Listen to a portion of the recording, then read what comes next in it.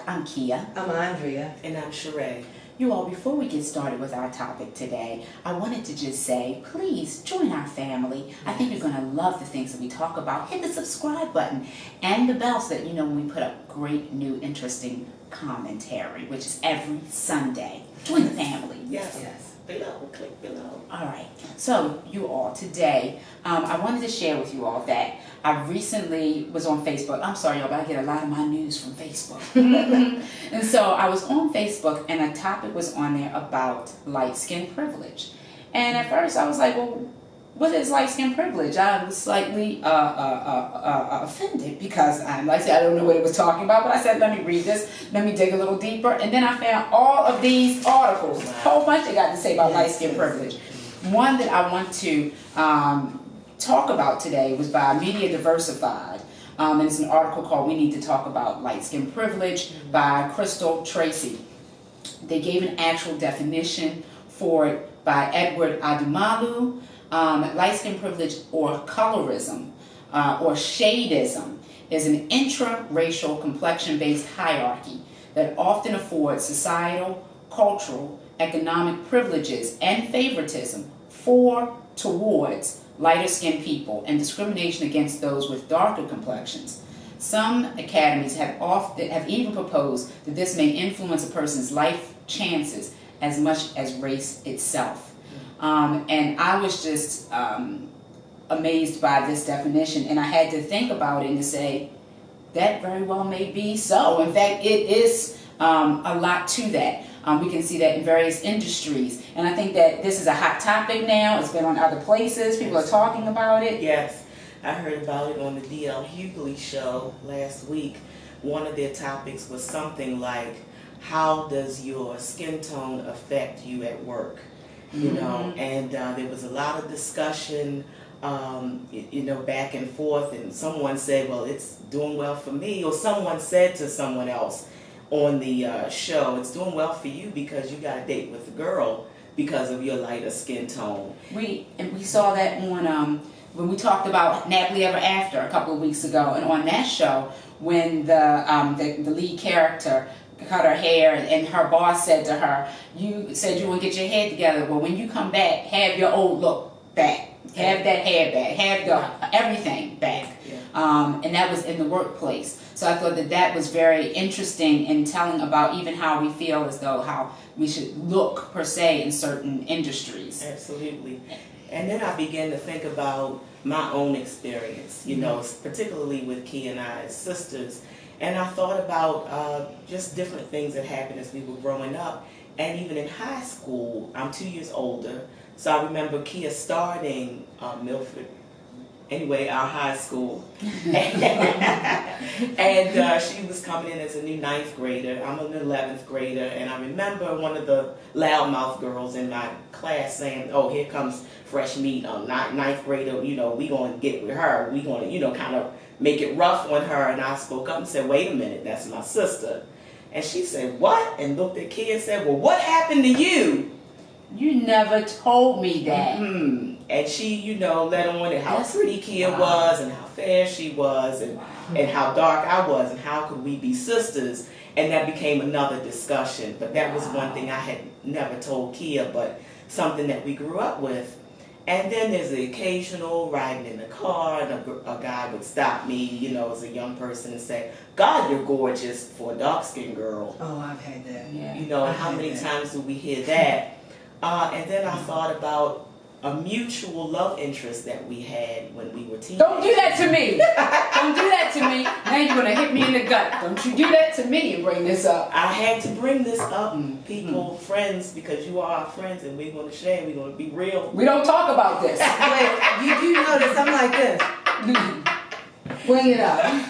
But let me tell you, we had a certain handsome gentleman that everybody thought was handsome, but I thought I had the upper hand. I'm the oldest, and he was an older guy.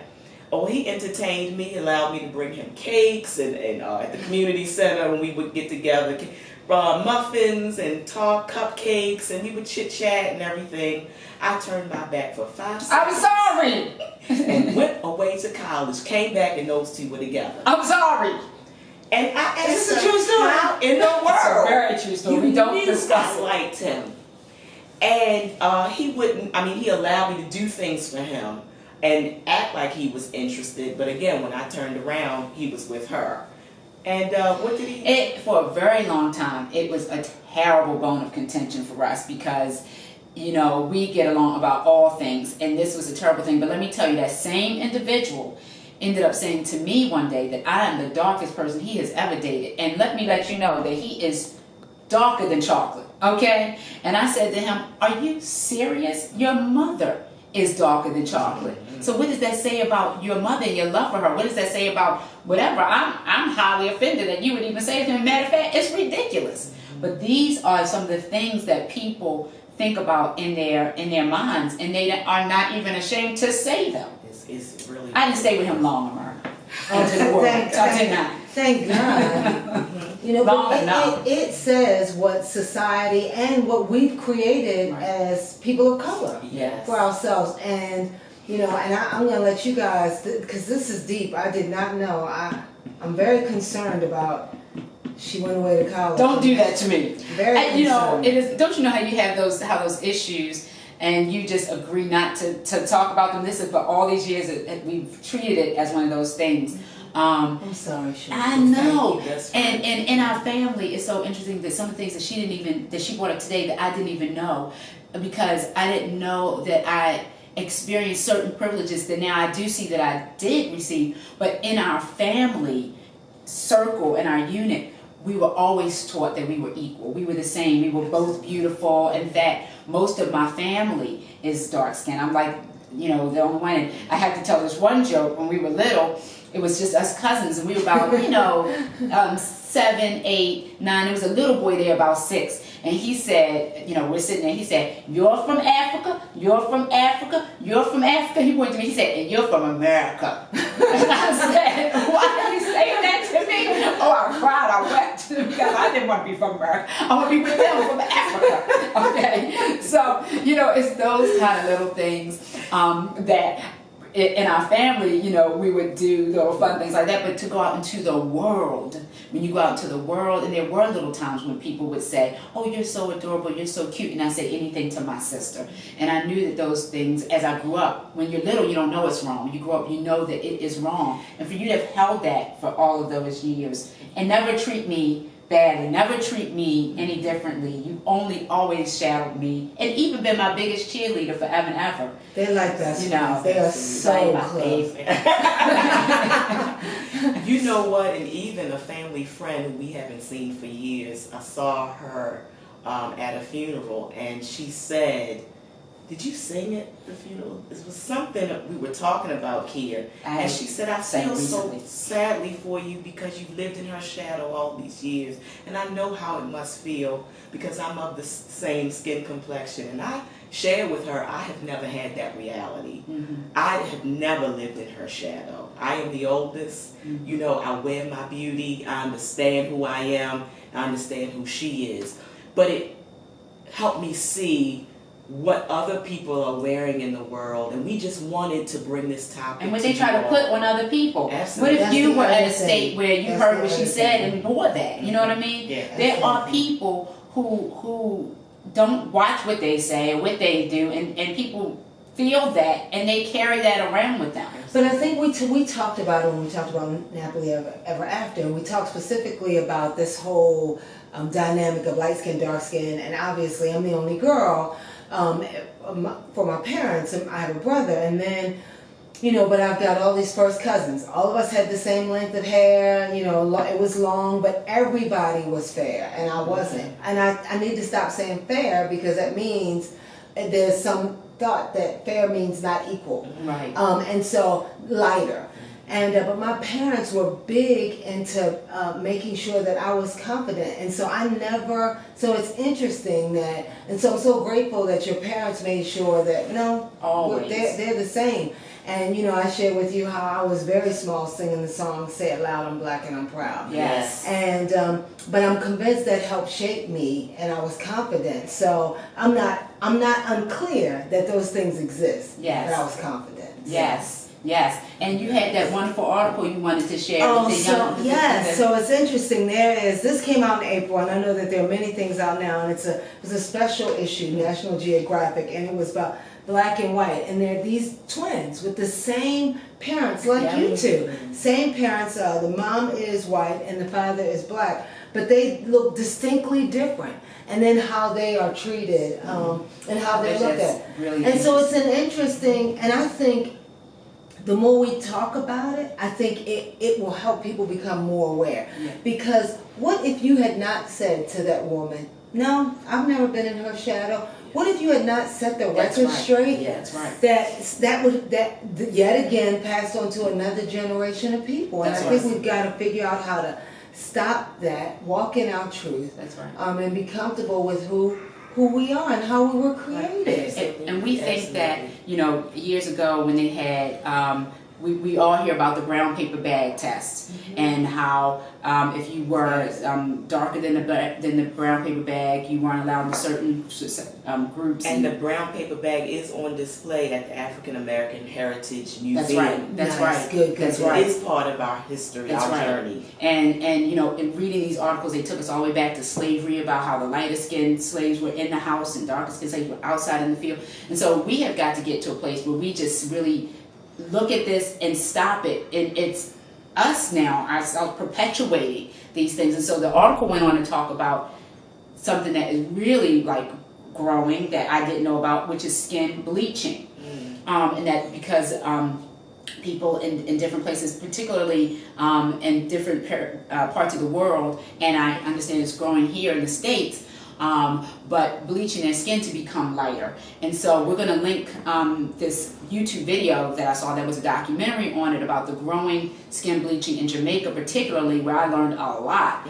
They actually showed the mixing the chemicals and all of that, because I heard about this years ago with Sammy Sosa. Sammy Sosa was like the first person that I put a face to this skin bleaching. But he is not the only one. There are other people who are doing it. But the great thing about this documentary is there were doctors on there talking about breaking down the melanin in the skin. Actually, the melanin that darker skinned people have, that we have as black people, protects the skin. Absolutely. When you break it down, they're saying that that's why there's skin cancer coming about now. And also, the melanin helps, people know that they say black doesn't crack, black don't crack because it, younger, longer, and so, but taking those chemicals and destroying the skin. But it is a fascinating thing that I encourage other people to watch, because they say that they want to look like Michael Jackson, skin all the way white, and it's somebody in their music culture perpetuating this through his music, through his songs, telling them this is the thing to do. We just scratched the surface, so we encourage you all to look more, because this is a big topic about the light skin privilege in the workplace, in dating, in the music industry, everywhere. And then the skin bleaching is just a part of it that we will link below for you to look more into this whole topic. Fascinating today, isn't it? It is. And actually it's almost sad that it's 2018 and that we still don't honor ourselves and accept how we were created. Right. I think of Lupita, who is beautiful, and yet she's graced several magazine covers, and yet there are people who still don't see her as beautiful because she's dark and her hair is, coarser. But it is saddening. And we have to, as our own race, show people what is beautiful if we expect anybody else to feel it as beautiful. But we've got to, that means changing the mindset. Because we help perpetuate this. Yes, that's right. Learn how to celebrate us. Yes. Let's celebrate each other. Yes. And that's really what we want to bring to our viewers, to our friends, to our subscribers. Let's share more love. Yes. Yes. And before we leave, there is this is October. Yes. And we wanted to say something to our friends out there. Absolutely. So this is Breast Cancer Awareness Month, and so we are hoping that you make sure that your friends have a mammogram, that you have a mammogram, and don't be afraid. Take a friend, make a call, and don't forget to do self-checks. So, yeah. Absolutely. y'all, let's look out for our sisters. Let's look out for each other. And you all, let's continue to be educated about all these different issues and topics. Thank you for being with us on this very tough topic for us to discuss today. Yeah, super but we thought that comfortable. it was important to bring to you all. So until next time, you all, get ready. Reset. And go.